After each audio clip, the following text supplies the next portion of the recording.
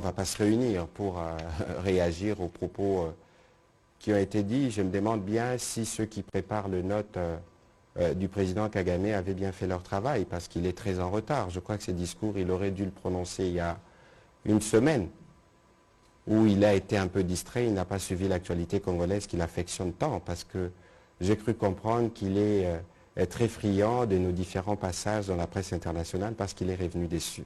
C'est bien pour lui parce que ça lui permet d'avoir des éléments d'information. Alors, qu'est-ce qu'il faut dire? Je pense d'abord que le président Kagame n'a pas de qualité pour faire un quelconque commentaire sur ce qui concerne les élections. Premièrement, avant de parler élections, on doit parler de liberté d'expression. Est-ce que liberté d'expression existe au Rwanda?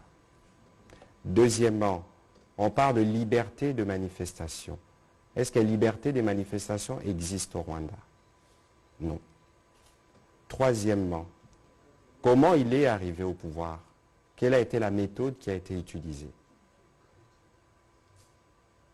Quatrièmement, je ne vous rappelle rien, mais vous vous souvenez du référendum qui s'est tenu, je crois, en 2015, où à 99,1% ou 98,1%, on a dit oui à une forme de présidence à vie, parce qu'il s'est assuré de rester au pouvoir jusqu'en 2034.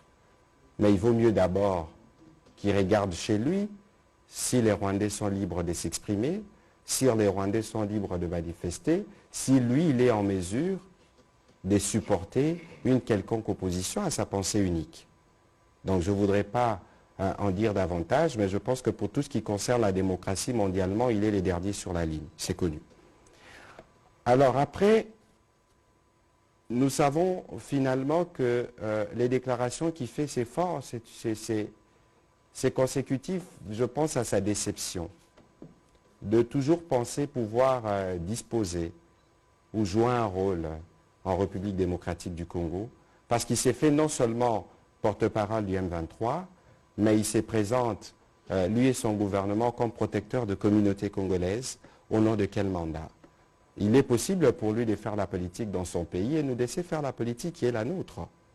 Quoi qu'il en soit, ce n'est pas lui qui doit venir nous dire ce que nous devons faire, parce que son ambition aujourd'hui, c'est de déstabiliser politiquement le président Tshisekedi. C'est l'œuvre dans laquelle il est engagé. Je pense que certains de ses alliés les lui ont dit que ce n'est pas parce que vous agitez un mouvement terroriste que vous avez fait renaître, parce que c'est la violence qui vous a toujours guidé, et vous pensez que cela est suffisant pour perturber non seulement la RDC de manière entière, pour briser justement l'élan dans lequel nous sommes. En tout cas, si vous regardez du point de vue économique, tout le monde note qu'au Congo, nous faisons de progrès.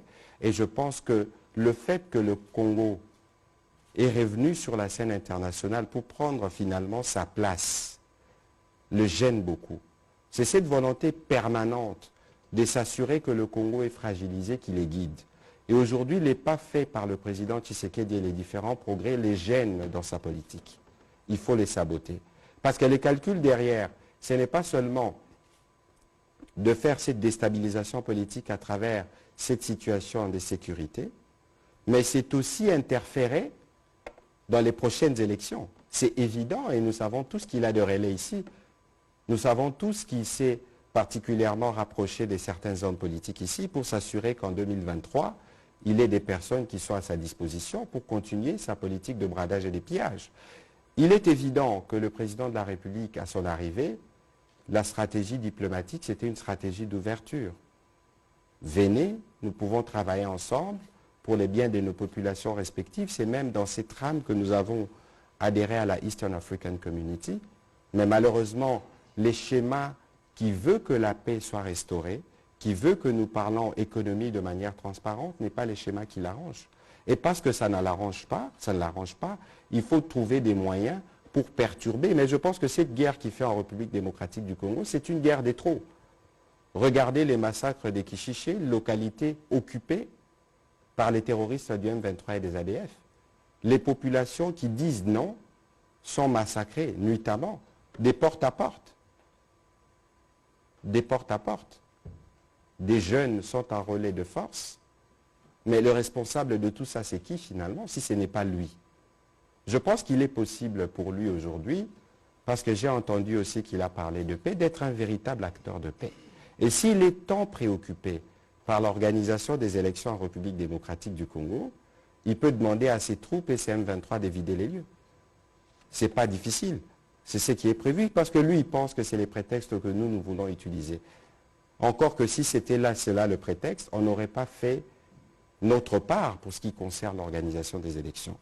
Je pense que, de toute évidence, sur la démocratie, il peut encore apprendre des leçons chez nous, parce que vous avez vu, par exemple, hier, l'exercice que le président de la République a eu avec les jeunes. Je ne suis pas sûr que dans son pays c'est possible, mais bon, voyons voir avec le temps, comme il nous suit souvent, peut-être qu'il va prendre quelques petites leçons qui vont lui permettre d'être plus démocrate et de permettre aux Rwandais de s'exprimer plus librement.